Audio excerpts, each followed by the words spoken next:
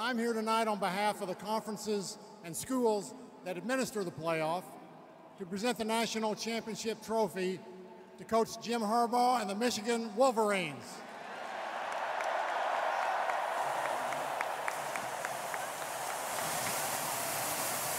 So I don't usually make videos like this, but I really wanted to make this. So like many of you, I just watched the 2023 College Football Playoff National Championship between the Michigan Wolverines and the Washington Huskies, a game in which Michigan pretty much walked Washington in a game where they dominated on both sides of the ball. After witnessing this, it got me thinking, this has been the worst college football season in recent memory.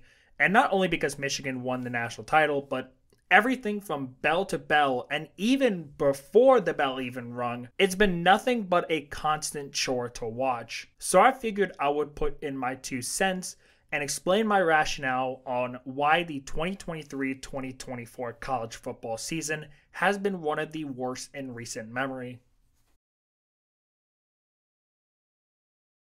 So let's start off with the elephant in the room, Michigan's sign-stealing scandal.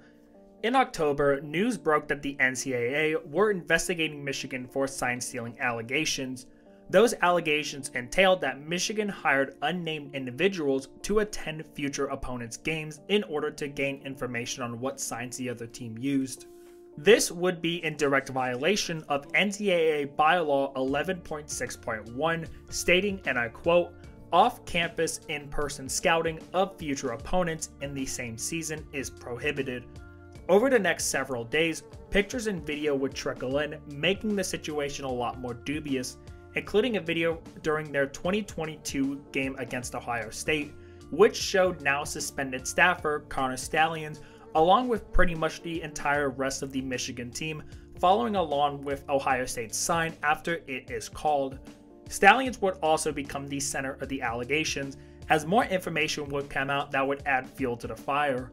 Later that month, ESPN reported that Stalions had purchased tickets to at least 30 games from 11 different Big Ten schools in his own name, and in some cases, he would forward these tickets to at least 3 other people across the country. One of these schools, an unnamed one, went on to make the claim that the person in the seat purchased by Stalions, quote, held his smartphone up and appeared to film the home team sideline the entire game. This was based on surveillance footage that had been gathered. Then on Halloween Day, Central Michigan University announced that they were investigating a set of photographs that depicted a man resembling Stalions on their sidelines during their September 1st game against Michigan State. Video from that game showed the unidentified man appearing to shield his face whenever the camera showed him. Stalions would resign from his position at Michigan only a couple days later. In response to all of this, the Big Ten imposed a 3-game suspension on Michigan's head coach Jim Harbaugh for the remainder of Michigan's regular season games against Penn State, Maryland, and rival Ohio State. For the time being, offensive coordinator Sharon Moore would take over as interim head coach, with Michigan winning each of their final 3 games. Although Michigan has countlessly denied the accusations, Harbaugh would make a deal with the Big Ten that would see the investigation dropped so long as he accepted the suspension. This deal would make the Big Ten look pretty boneheaded, as many would claim that the evidence was pretty cut and dry, and dropping the investigation would only make them look more suspicious. But enough of that situation, let's move on. So let's talk about Colorado. In December of 2022, the Colorado Buffaloes would hire Deion Sanders as their head coach. He was previously the head coach of the FCS HBCU Jackson State, winning 2 SWAC titles with the team. By 2022, he was looking for new jobs, this time in the FBS Power 5. This led to him signing with Colorado, who had just come off of a dismal 1-11 record the previous season. This move shocked everyone, and to add on to it, Sanders was able to flip the #1 recruit in the country, wide receiver Travis Hunter, from Jackson State to Colorado, and he would bring along his 2 sons, safety Shiloh Sanders and quarterback Shadur Sanders, to Colorado as well. For the next several months, this was the most talked about team in all of sports. On September 2nd of 2023, Colorado would kick their season off in a road game against TCU, who had just been in the national championship game the year before. But let's not talk about that. In a game that was watched by over 7 million people, Colorado won 45-42. Colorado would go on to win their home opener against Nebraska the next week. However, their next matchup would be their most personal up to that point. Leading up to their match against in-state rivals Colorado State, head coach Jay Norvell would make comments slamming Colorado and Deion Sanders, claiming that his move to Colorado was merely a publicity stunt. This made the game, in Sanders' words, personal. And so the two of them met on the 16th of September in a game that was watched by over 9 million people. Colorado was even brought out by rapper Lil Wayne. Colorado would get the win in overtime. Needless to say, after this, Colorado would go on a losing slump, finishing the rest of their games 1-8, finishing with a 4-8 record, including a 42-6 thrashing by Oregon the week after. By the middle of the season, the hype for Colorado had pretty much died, but what was done during those first 3 weeks was nothing but pure chaos. Like I said before, I don't believe this contributed to why the season was so bad, and I actually thought it made it a little bit fun, but I felt like these shenanigans needed to be mentioned. So next up, you had a lot of the top teams being really inconsistent. Let's start off with the elephant in the room. No, literally, the elephant in the room, the Crimson Tide. Early in the season, Alabama looked really shaky.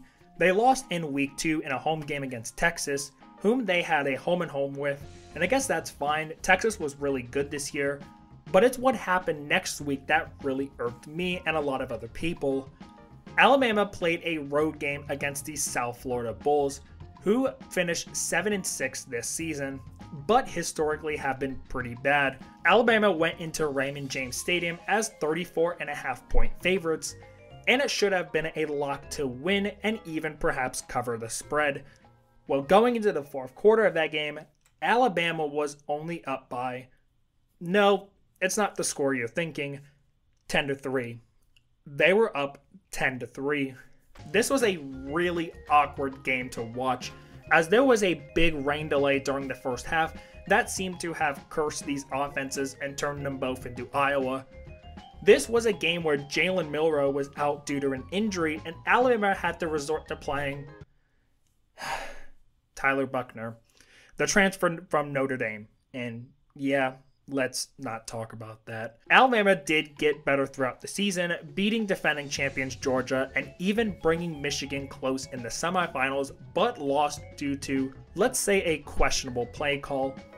Speaking of Georgia, I don't even know if it was something in the air, but Georgia just seemed not like themselves this season. They played a bunch of close games this season, including a regular season closer against rivals Georgia Tech, a game where they were also favored by 24.5 points. I mean, they still went 12-0, even if they lost to Alabama in the SEC Championship. They also had close games against Vanderbilt, Missouri, who was actually really good this year, and Auburn, who lost to New Mexico State at home this year.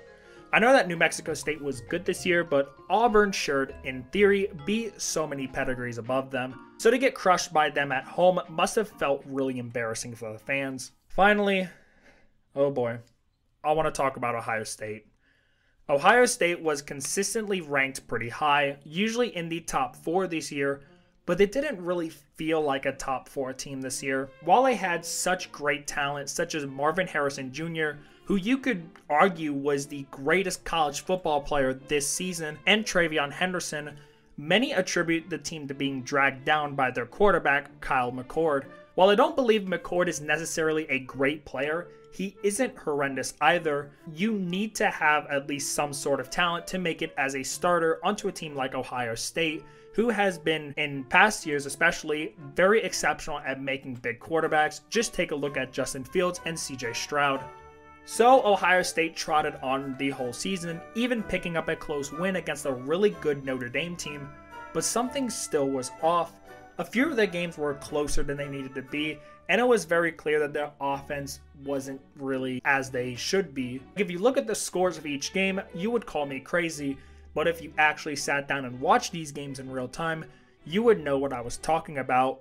Watching Ohio State's offense this year was like watching paint dry. They were so bland and boring and couldn't even get it up at certain points, leading to slugfest that persisted for the entire season. This led up to their much anticipated road game against Michigan. For the past 2 years before, Michigan was having their number in the rivalry known as the game. In their matches in 2021 and 2022, Michigan outscored the Buckeyes 87-50. However, this year seemed to be closer, with Ohio State able to stay in the game. But after a McCord interception with 25 seconds left in the game, Michigan locked in their third consecutive win against the Buckeyes. Man, watching this team this year just felt depressing. Well, at least we have Aaron Nolan. Just shut up, please. For many people, bowl season is something that they look forward to every year. Now that every team has had a chance to show what they look like in the regular season, let's match them up with a team of similar caliber from another conference. Well, that's how it should work in theory, but this year, bowl season was really disappointing. I'm not necessarily going to talk about every bowl game, but I'm just going to stick with the New Year's 6 bowls, since those are the bowl games that, well, I say actually matter, but they don't matter in the scheme of like the national stage, but they're like the big bowl games. So the first one I do want to talk about though is a non-New Year's 6 bowl, and that was the Cheez-It Bowl between Iowa and Tennessee. Tennessee would dominate Iowa 35-0. I mean, given that Iowa's offense numbers literally sent college football back to a time where Harvard and Yale were the two best teams, it's kind of boneheaded that they would put Iowa up against anyone else but whoever the champions of the FCS playoffs were. I'm kidding, of course. Now I actually want to get into the New Year's 6. The first game up was, oh god, Missouri versus Ohio State. This game I knew from the get-go was going to be a snooze fest. I didn't even bother to watch this game at all, actually. I figured that I just had better things to do, and it wasn't until I actually checked my phone at like 11:30 at night to find out that Ohio State lost. Don't get me wrong, Missouri was really great this year, and they're a couple plays away from perhaps being a 1 or 2 loss team, but Ohio State, in theory, should be leagues higher than them. So seeing that this game basically looked like a box score ripped straight from September 27th, 1941, it didn't make me very hopeful for Ohio State's future. Psst, Aaron Nolan, though. Will you pipe down already? So on to the next New Year's 6 bowl that sucked, and that was the Capital One Orange Bowl. This one was between Georgia and Florida State. Now, this game actually had some sort of stakes to it, with this being FSU's chance to prove the playoff committee wrong and that they actually belonged in the playoffs. Hopefully, this game would be pretty close, right? Here's Milton inside the 10 and right to the end zone. Kendall Milton. Edwards, this is getting too easy for the Georgia running game. Straight ahead into the end zone. The span on the return. Taken down. Ball is out. And Georgia has recovered.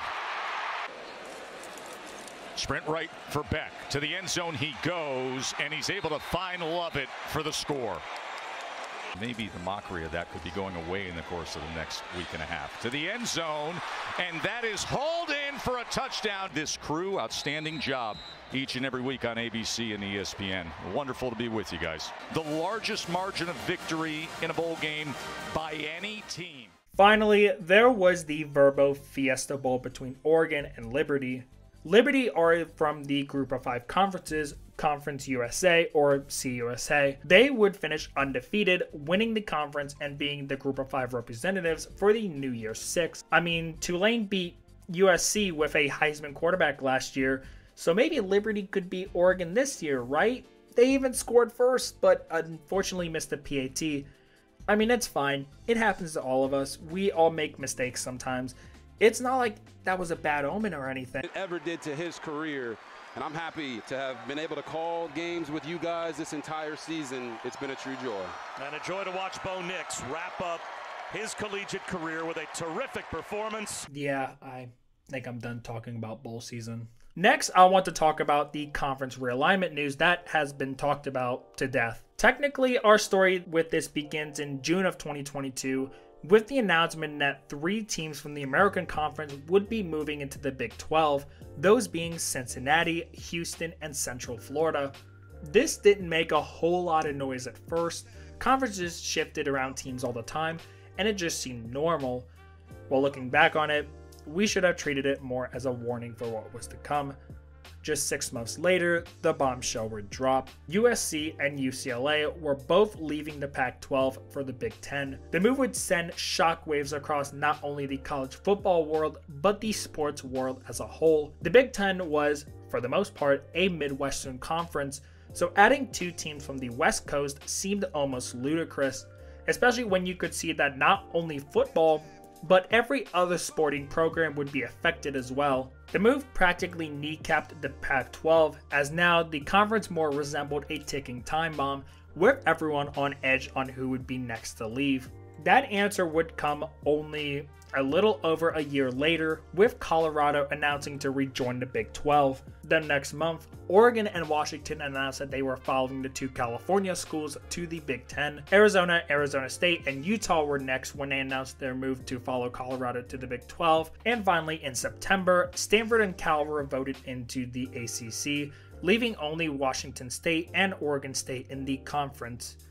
In a matter of only a year and some change, the Pac-12 went from 12 schools to 2. Washington State and Oregon State would file a lawsuit for control of the conference, a wish that was granted by Washington's courts in December of 2023. While many will make the argument that the conference realignment is bad for college football, with the breaking up of rivalries and traditions, I actually believe this is a good thing. Now just hear me out. The Pac-12 was always seen as a little brother, usually taking a backseat to the rest of the Power 5 conferences that would all have the success. With the exception of a couple teams, the Pac-12 was never really competitive on a national stage. I think putting teams like Oregon and Washington in the Big Ten will benefit. Being someone that is a fan of a Big Ten school, it's tiring seeing the same bland conference blowouts year in and year out. Bringing in these new teams will be able to increase the competitiveness of the conference instead of just sitting around and waiting for a once-in-a-blue-moon transfer of recruit. So with all the news coming out about conference realignment, one question might come to your mind. Why? Why is this all happening? Well, the answer that comes to mind is, so recently the TV rights of the different conferences have been getting reshuffled around, and I believe that this directly caused the Pac-12's collapse. Allow me to explain. Once USC and UCLA left the conference, Commissioner George Kliavkoff and the rest of the teams were attempting to scramble around for a good TV deal that would satisfy the teams that were remaining. This was after Fox and ESPN had much of their TV deals taken up by the Big Ten and the SEC. In August, a deal was proposed for exclusive streaming on Apple TV worth $23 million per school. However, 5 more teams dropped from the Pac-12, leaving this deal dead on arrival. That led to the domino effect of the rest of the teams leaving, save for Oregon State and Wazoo. Then there is the reshuffling around everywhere else, such as CBS opting to not extend their contracts with the SEC through 2023, opting instead to go after some of the Big Ten's market. The SEC will now air almost exclusively on ESPN and the SEC network. The reshuffling of all these rights has really put a damper on college football. Some of my fondest memories were turning on the CBS 330 games and seeing what FCS team Alabama was blowing out. Brad Nessler and Gary Danielson will always have a special place in my heart. Finally, there was massive controversy with the playoff committee this year. While it wasn't entirely their fault and they were mostly victim of circumstances, some would probably say otherwise. Let me just paint the picture for you. By the time the playoff selection show came around, there was a 13-0 Big Ten champion, a 13-0 Pac-12 champion, a 12-1 Big 12 champion, a 12-1 SEC champion, and finally a 13-0 ACC champion. However, the conundrum was that only 4 teams could get into the playoff. In the end, they chose to leave out the undefeated Power 5 conference champion in favor of the other 4 teams. The X factor to this decision most likely stemmed from the fact that since their Week 11 game against North Alabama, Florida State was missing their star quarterback Jordan Travis due to a season-ending injury, which turned into a college career-ending injury. Without the presence of their star player, the tone of Florida State's games seemed to shift the opposite direction. This culminated in an ACC championship against Louisville, in which FSU only scored 1 touchdown, although they still finished undefeated with a conference championship. there were still other teams ahead of them, including an Alabama team which beat the defending undefeated champions in the SEC Championship. Due to these circumstances, the playoff committee decided for the first time ever to leave out an undefeated Power 5 conference champion. Immediately, the community was divided. On one half were the people who believed that this was the right decision because the missing quarterback situation, and on the other side were who I categorize as playoff purists, who believe in ranking the teams based off their performance in the regular season rather than how they would rank up against each other. Backlash would hit the committee, with many making the argument that putting in Alabama over Florida State was somehow motivated by TV ratings, as a game between Michigan and Alabama would, in theory, get significantly more ratings than a game against Michigan and what was essentially an FCS team. The state of Florida seemed to believe so too, as this led to a lawsuit being conducted by Florida's Attorney General, so we will have to see how this plays out. As we discussed earlier, maybe the committee did make the right decision, as Florida State got blown out by the other team that was in contention for a playoff spot, Georgia. I guess it just goes to show we really needed a 12-team playoff this year. With the college football season coming to an end, and even despite everything I've talked about, I still find myself feeling a bit empty. Knowing that college football is going through the transitional phase into a new era is something that we have not seen since the end of the BCS. I'm sure college football will continue to be popular just as long as there's students to populate these colleges, but I can't help to feel that something is wrong with it and has been wrong, and I'm not alone with this judgment, as head coach Kirby Smart put it after their 63-3 thrashing of FSU. Maybe I'm wrong here, and maybe this will be a bad soundbite. People need to see what happened tonight, and they need to fix this. It needs to be fixed. It's very unfortunate that they, who has a good football team and a good football program, are in the position they're in.